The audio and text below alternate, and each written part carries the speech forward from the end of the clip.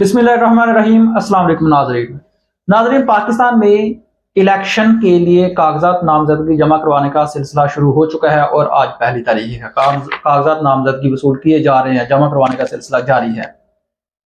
पहले मैं आपको वीडियो की तरफ जाने से पहले एक छोटी सी खबर देता चलो। अभी मैंने सोशल मीडिया से, ट्विटर से पढ़ी है कि उमैर नियाजी जो इमरान खान के लोकल फोकल पर्सन है, वकील साहब, उनके वालिद साहब इलेक्शन लड़ने के लिए कागजात नामजदगी लेकर जा रहे थे कि पुलिस वालों ने वो कागजात नामजदगी छीन लिए हैं। ये सोशल मीडिया पर अभी मैंने खबर देखी है, हकीकत अभी बाद में मालूम हो जाएगी। अब आ जाते हैं कि सुप्रीम कोर्ट ऑफ पाकिस्तान ने इलेक्शन 8 फरवरी को करवाने को पत्थर पर लकीर कह दिया। हल्का बंदियों का मामला लटका दिया कि इलेक्शन होने के बाद देखेंगे। मुझे तो इस फैसला की समझ नहीं आई। जब इलेक्शन ही हो गए तो उसके बाद आपने हल्का बंदियां क्या देखनी है। बहरहाल इस तरह से तो इलेक्शन नहीं होते, ये मामला पहले देखने वाले थे। जानबूझ के इलेक्शन कमीशन लटकाता रहा और अब एन जब नाक पर दीवा बांधने की बात आई तो फिर उन्होंने कहा कि जी अब हम हल्का बंदियां भी नहीं देखेंगे और 8 फरवरी को इलेक्शन भी लाजमी करवाने हैं और जो बाकी मामला था वो देखते रहेंगे। आप इलेक्शन करवाए, फटाफट करवा दें। आप 8 फरवरी को इलेक्शन होने भी चाहिए। 90 दिन तो पहले गुजर चुके हैं, आइन तो पहले टूट चुका। अब कल supreme court, bar association, Pakistan bar association, Sindh bar association और शायद बलोचिस्तान बार एसोसिएशन भी, तो उन्होंने कल एलामिया जारी किया। एलामिया क्या जारी किया? मुश्तरका तौर पर मतलब कि जो मौजूदा चीफ इलेक्शन कमिश्नर हैं सिकंदर सुल्तान राजा साहब, उनके होते हुए शफाफ इलेक्शन नहीं करवाए जा सकते, शफाफ इलेक्शन होते हुए नजर नहीं आ रहे। लिहाजा chief election commissioner Sikandar Sultan Raja साहब को फिलफौर इस्तीफा देना चाहिए। अब इस एलामिया के पीछे बहुत सारे सवालात जन्म लेते हैं। क्या सवालात जन्म लेते हैं कि क्या ये जो बार एसोसिएशन हैं जिनको अब नजर आया है, पिछले 1.5 साल से कुछ नजर नहीं आया। पाकिस्तान तहरीक इंसाफ का आप 9 मई को छोड़ दें, आप 9 मई वालों को भी छोड़ दें, जो उसके बाद लोग हैं। शेर अफजल मरवत 9 मई को पैदा नहीं हुआ था पीटीआई में, बैरिस्टर गौहर खान, बाकी आप सारे लोग देख लेना, जो भी इलेक्शन लड़ने की बात करता है। उस्मान डार की वालदा का क्या रोल था जी, तो उसके घर के साथ क्या हुआ है, तो वगैरह वगैरह। मतलब जो भी पीटीआई का नाम लेता है वगैरह वगैरह, उस पर सारी की सारी जो है कार्रवाइयां होती हैं। तो तब ये बार काउंसिल्स को याद नहीं आया था, अब क्यों याद आया? क्या ये बार काउंसिल्स खुद कर रही हैं कि इनके पीछे कुछ हो रहा है? क्या इलेक्शन को मुतनाज़ा बनाने की कोशिश की जा रही है? क्या इलेक्शन मुलतवी करवाने की कोशिश की जा रही है? क्या सुप्रीम कोर्ट का जो ऑर्डर 8 फरवरी को इलेक्शन करवाने वाला है उसको नहीं माना जाएगा? क्या सिकंदर सुल्तान राजा साहब के जो पीछे जो ताकत का हाथ था उसने अपना हाथ खींच लिया है? क्या सिकंदर सुल्तान राजा साहब की नून लीग या शरीफ खानदान से इस वक्त बिगड़ चुकी है?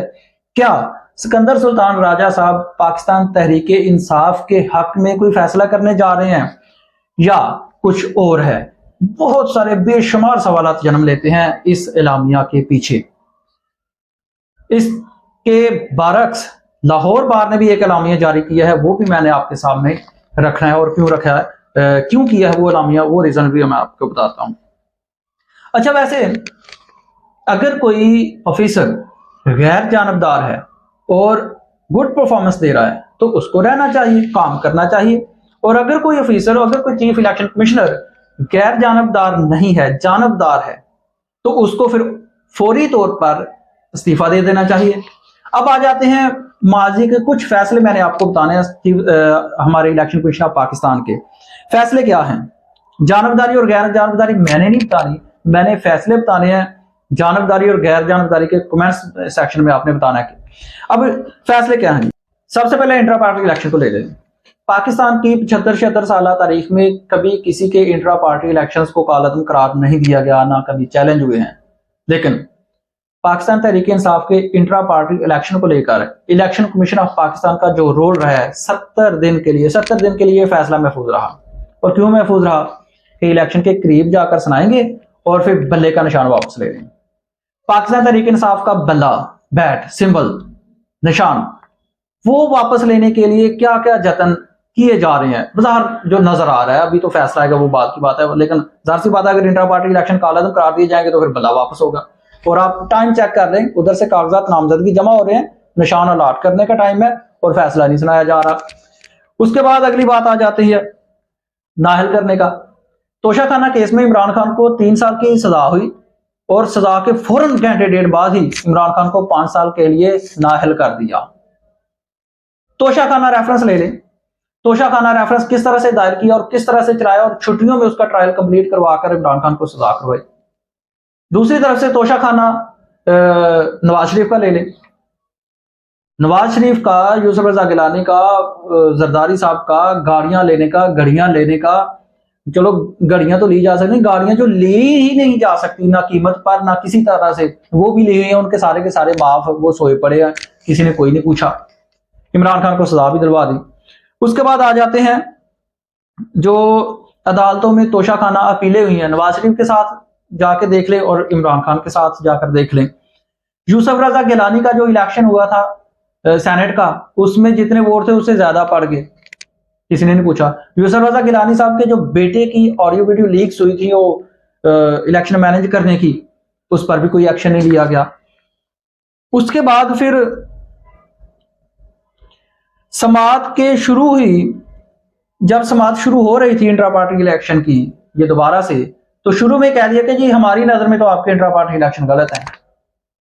ये चंद हकायक थे जो मैंने आपके सामने रखे हैं। इसके बाद आपने कमेंट्स में बताना है कि ये गैर जानबदार हैं या जानबदार हैं। तो जो मेरी ऑब्जर्वेशंस हैं अब तक, जो मेरी ऑब्जर्वेशंस हैं, ये केसेस की बात है।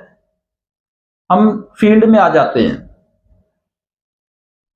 नवाज शरीफ ने, जरदारी ने, भुट्टो ने, मौलाना फजल रहमान ने, बाकियों ने जलसे करने हों, वर्कर्स कन्वेंशन करने हों, तो उनको मशीनरी भी दी जाती है, पुलिस सिक्योरिटी भी दी जाती है, सारी की सारी सहूलतकारी भी मिलती है।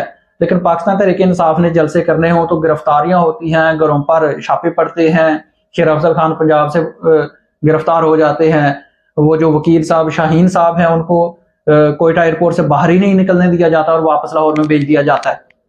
ये लेवल प्लेइंग फील्ड की सूरत हाल है। वर्कर्स कन्वेंशन, जलसे कन्वेंशन करने की सरकारी तौर पर इजाजत नहीं मिलती। तो पाकिस्तान तहरीक-ए-इंसाफ ने कहा कि जो आरओज डीआरओज हैं वो अदलिया से ले लिए जाएं, क्योंकि हमें शक है कि ये जो ब्यूरोक्रेसी से आरओज डीआरओज हैं ये सही तरह से काम नहीं करेंगे, ये जानबदार होंगे, तो उनकी वो भी नहीं मानेंगे।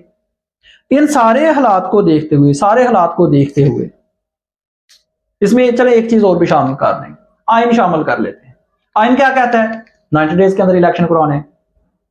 और हमारे इलेक्शन कमीशन ने क्या किया है? सिकंदर सुल्तान राजा साहब की सरबराही में पंजाब और केपीके की असम्बलियां तोड़ी, जो आइन के तहत तोड़ी गई, 90 डेज के अंदर इलेक्शन नहीं करवाए, और मुख्तलिफ बहाने, कभी सिक्योरिटी नहीं है, कभी पैसे नहीं है, कभी हम नहीं करवा सकते, और आइन की अपने तक पता नहीं कौन कौन सी तशरीहां कर डाली। फिर कौमी असम्बली, फेडरल जो असम्बली टूटी वफाकी, तो वहां पर भी 90 डेज के अंदर इलेक्शन नहीं करवाए। जी हम हल्का बंदियां कर रहे हैं, हम हल्का बंदियां करेंगे, हम डेट दे रहे हैं, आ जा रहे हैं, जा रहे हैं। सुप्रीम कोर्ट ने फिर इंटरफेरेंस करके फिर 8 फरवरी इलेक्शन की डेट फिक्स की। तो सुप्रीम कोर्ट ऑफ पाकिस्तान ने ऑब्जर्वेशन दी, जजमेंट लिखाई कि पाकिस्तान का जो इलेक्शन कमीशन है, सिकंदर सुल्तान राजा साहब की सरबराही है ना, कि इलेक्शन कमीशन अपने काम के अलावा बाकी सारे काम कर रहे हैं। तो ये थी जनाब जानबदारी और गैर जानबदारी। मैंने शुरू में कहा था कि अगर कोई जानबदार है और परफॉर्मेंस अच्छी नहीं है तो उसको हटा देना चाहिए। जिस तरह से सुप्रीम कोर्ट ऑफ पाकिस्तान ने अपने फैसले में यह लिखवा दिया कि पाकिस्तान का जो इलेक्शन कमीशन है वो अपने काम के अलावा सारे काम कर रहा है, तो अगर कोई इखलाकियात का सोसाइटी होती तो ये पहले ही इस्तीफा दे जाते।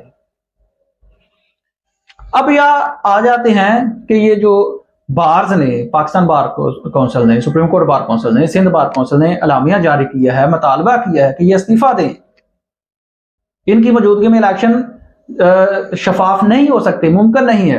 वो सही है या गलत है?